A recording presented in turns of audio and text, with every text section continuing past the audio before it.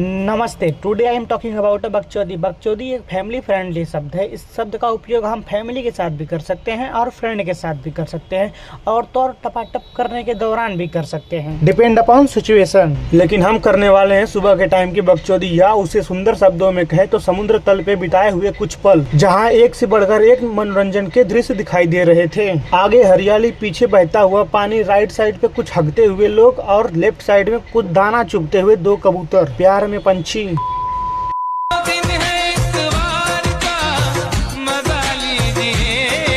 तो बस यही मजा लेने के लिए सुबह 6 बजे मैं और मेरे बड़े पापा का लड़का यानी कि मेरे भाई सुबह सुबह बीच पे घूमने जाते हैं। तो क्या देखने को मिलता है कि लोग समुद्र किनारे बैठ के हग रहे हैं। मैंने कहा चलो कोई ना, मुंबई आके भी गांव की यादें ताजा हो गई, जहां हम भी अपने गांव में रेल की पटरियों पे नहीं तो सरसों के खेत में हगते हुए दिखाई देते थे। बस यहाँ पे लोग समुद्र के तल पे हग रहे हैं। समुद्र का पानी आगे आ रहा है और पिछवाड़ा चूम रहा है, वापस चला जा रहा है, आ रहा है, पिछवाड़ा चूम रहा है और वापस चला जा रहा है। लेकिन लोग हगने में इतना मशरूम है कि उनको याद भी नहीं है कि समंदर का पानी आ रहा है, उनके पिछवाड़े में चुम्मा दे रहा है, वापस चला जा रहा है। ऐसी पपियां तो मुझे आज तक मेरी क्रश ने भी नहीं दिया। सारी पपियां गीली झपियां गीली तोरी माई के चोर। वही दूसरी तरफ लोग अपना मोटापा कम करने के लिए दौड़ लगा रहे, पुशअप लगा रहे ताकि मेरा मोटापा कम हो जाए। और उनका पड़ोसी राम नाम के पहरे गर्लफ्रेंड की पपियां झपियां ले रहा समंदर के किनारे एकदम ठंडी हवाओं में। और वही साले हम जैसे सिंगल लौंडों की गांड जला रहे हैं। ये साले सुबह सुबह एनर्जी सप्लाई में लग गए, एकदम लिप्स टू लिप्स।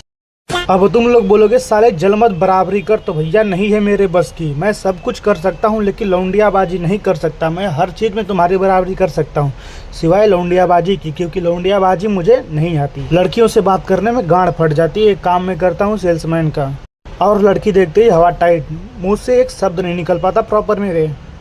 तो इसी बात को ध्यान रखते हुए हम भी कहाँ चुप बैठने वाले थे। जब जब लौंडिया चुम्मा चाटी कर रहे तो उनके सेंटर में खड़ा होके हम भी कोयल की आवाज निकालते थे, बिल्कुल ऐसे ही। काट रही है ओम थो ले भैया ओम थो। तुम लोगों ने कर्मा का नाम तो सुना ही होगा। नहीं, मैं रेपर कर्मा की बात नहीं कर रहा, किस्मत में लगे हुए लौड़े कर्मा की बात कर रहा हूँ। ऊपर वाले को इतनी हमारी जलन देखी नहीं गई तो हमारी गांड जलाने के लिए एक और कपल भेज दिया और बोला जाओ और जलाओ साले की। वाह रे ऊपर वाले, क्या तेरी महिमा है। तब मुझे एक ही बात याद आई, ऊपर वाले हमने तेरा क्या बिगाड़ा है जो हमारे हाथों को इतना कष्ट दे रहा, वो भी राइट वाले, कुछ तो रहम कर हम पे। जब दूसरे कपल की बीच पे एंट्री हुई तो भाई साहब लौंडिया एक नंबर की हुर लग रही थी, लेकिन लौंडा जला हुआ बैगन का भरता और एकदम खाते पीते परिवार, यानी कि एकदम मोटा तगड़ा। साले को देख के ही लगता था इसके कच्चे का माप कम से कम 100+ तो होगा ही होगा। और लौंडिया एक गुलाब की पंखुड़ी, सोचो अगर एक हाथी गुलाब के ऊपर बैठ जाए तो गुलाब का क्या ही होगा। राम नाम सत्य है, राम नाम सत्य है।